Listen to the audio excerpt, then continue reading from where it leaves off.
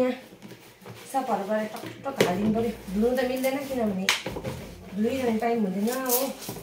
हामी चाहिँ किनभनेदेखिको क्लास लागिहाल्छ नि त, म फर्किहाल्नुपर्छ अहिले घरि 5 बजी भित्र फर्किहाल्नुपर्छ। हाम्रो चाहिँ यता यस्तो हुन्छ नि त, बाहिर एलाउड छैन, एक्लै जानु दिनु एलाउड छैन है, बाहिर जानु मिल्दैन हामी।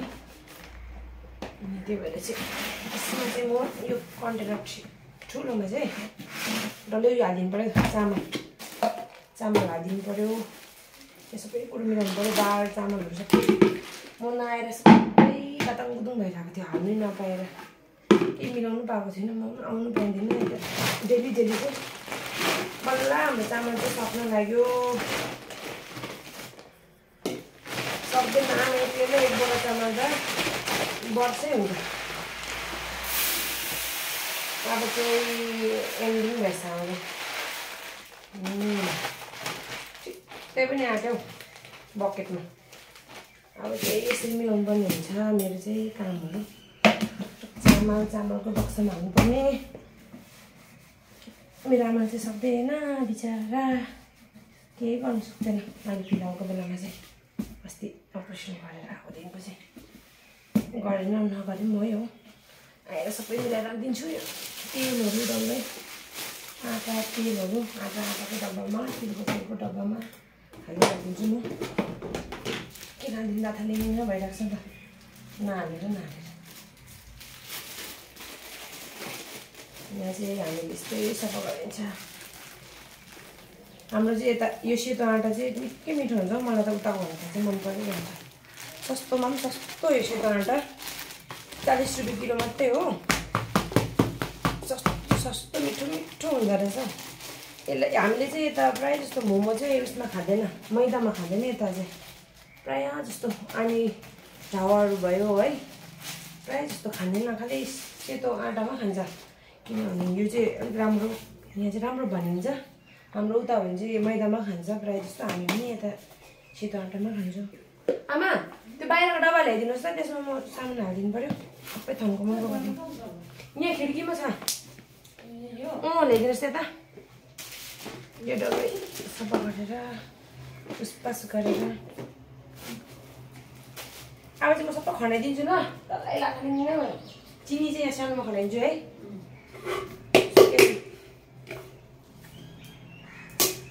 त्यहाँ बाहिर चक्कु छ, हेर्नुहोस् त, दिनुहोस्। त्यहाँ काट्नु पऱ्यो। यो काटेर चाहिँ यसलाई चाहिँ देखिन राख्नुपर्छ नि त। फेरि कुन चाहिँ हर्लिक्स हो, कुन चाहिँ चाना हो। जुस फ्रिजमा राखिदिनुहोस् त, आन्टीको फ्रिजमा लगेर। हाम्रो चाहिँ यहाँ यस्तै छ डब्बाहरू। यो चाहिँ आमाको सम्पत्ति हो।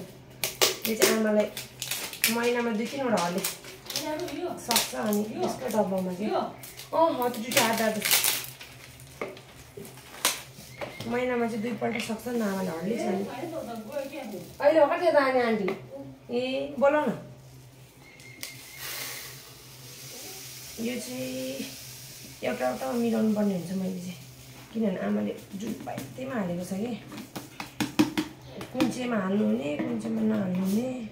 अलिक कम्ती भएकोमा कम्तीमा नहालेर ठुलोमै हालेर गर्नुभएको छ कि। अनि त्यसलाई चाहिँ यसरी खोलेर चाहिँ टक मिलाउनु हुन्छ कि। यस्तो छ हाम्रो चाहिँ है, खासै त छैन यहाँ। म चाहिँ यसलाई चाहिँ यस्तो बनाउँछु, कन्टेनर बक्स बनाउँछु। किन किनिबस्नु भनेर चाहिँ यसलाई चाहिँ कन्टेनर बक्स बनाएर चाहिँ म यसरी हाल्छु। तपाईँहरूले चाहिँ कस्तो गर्नुहुन्छ खोइ थाहा भएन, म त्यसरी गर्छु। कन्टेनर चाहिँ प्रायः किन्दिनँ, यस्तोमै युज गर्छु। चाहिँ चाना रहेछ। अब चाहिँ मलाई यस्तो पास सानोमा कम्ती हाल्छु, ठुलोमा दाल पनि छ त है। फेरि अच्छा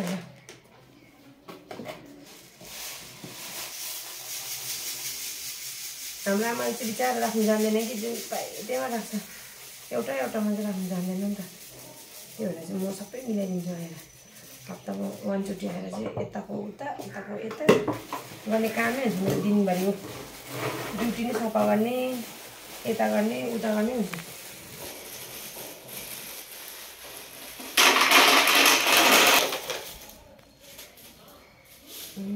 चाना आमाको फेभरेट हो अरे यो चाना मुङ दाल अनि मेन के अरे न्युट्रेला आमाको चाहिँ फेभरेट हो अनि बिहानको ब्रेकफास्टमा चाहिँ चाम्पा तपाईहरुले चाहिँ उता सात्तु भन्छ नि हाम्रो यता चाहिँ चाम्पा भनिन्छ त्यो चाहिँ पुरा पाउँछ यस्तो दामी हुन्छ यहाँ चाहिँ यसरी मिलाएर राख्नु पर्ने हुन्छ आमा चाहिँ आउँदैन गदाम गुरुङ राखिदिन्छ गजाङ राख्नु चाहिँ यसरी मिलाएर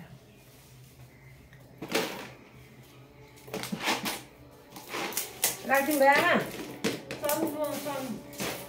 कसले 12 बजीको खानामा चाउमिन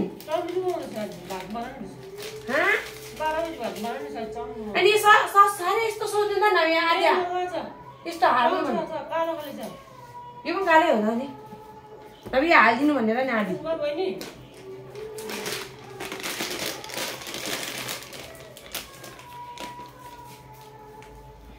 सबै मिलाइदियो क्या आमा तपाईँ हेर कति धेरै सानो हाम्रो आमा चाहिँ पुरा धनी छ नि आमा चाहिँ धनी नि फेरि है आमा कहाँबाट आउने ए आइ आन्टी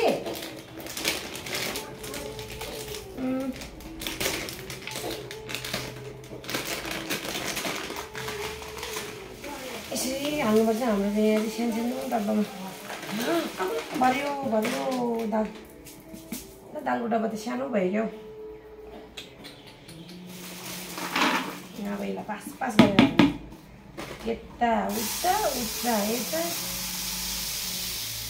मैले चाहिँ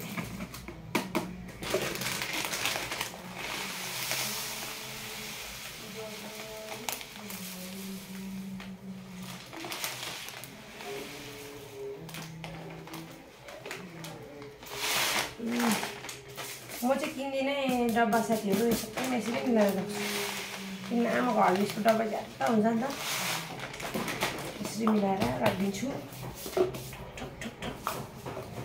यो चाहिँ यसमा चाहिँ हर्लिक्स आमाको अस्ति भर्खर लिएर आएको 1 हप्ता मात्रै भयो यो चाहिँ नो एडिड सुगर भन्नु चाहिँ मलाई चाहिँ यो पुरा मनपर्छ वुमेन प्लस भन्दा पनि यो मलाई मनपर्छ प्रायः चाहिँ हर्लिक्स चाहिँ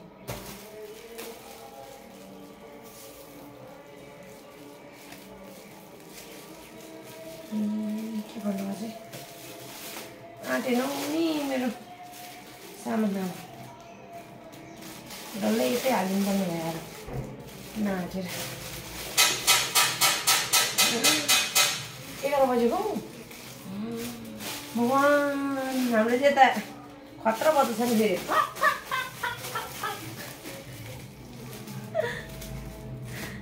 यो चाहिँ हाम्रो बेल हो यताको चाहिँ खानाको बेल उता चाहिँ कस्तो हुन्छ पनि हाम्रो चाहिँ यता चाहिँ खाना चाहिँ खतरा हुन्छ है अयो मेरो काम सकेन 11 बजिसक्यो म कहिले खाना पकाउनु होला मलाई अल्छी लाग्दै गइहाल्छ भइसक्यो